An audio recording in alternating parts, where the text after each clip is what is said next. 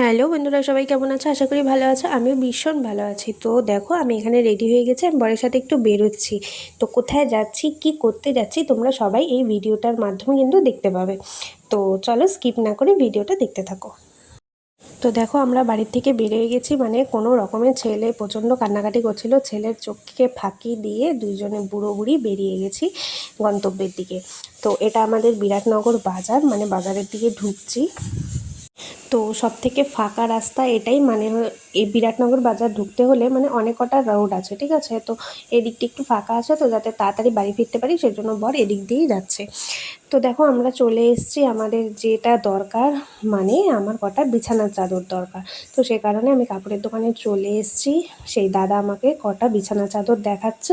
তো আমি কোনটা নিলাম সেটা তোমাদের বাড়ি গিয়ে দেখাবো। আমার বিছানার চাদরগুলো এত খারাপ হয়ে গেছিলো, মানে নেব নেব বলে বর এত ব্যস্ত, আর আমি বরকে ছাড়া ছেলেকে রেখে কি করে একা একা বেরোবো, তাই না? তো আজকে বর বাড়িতে আছে, তো সে কারণে বরকে নিয়ে বেরিয়ে গেলাম।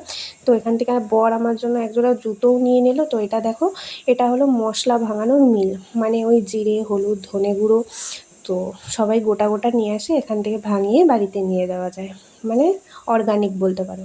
তো এখানে আমাদের কাজ হয়ে গেল। এখানে আমি একটা কসমেটিক্সের দোকানে যাব, আমার কটা কসমেটিক্সও নেওয়ার দরকার ছিল। তো নিয়ে দেখো, আমি কিন্তু বাড়ি চলে এসেছি।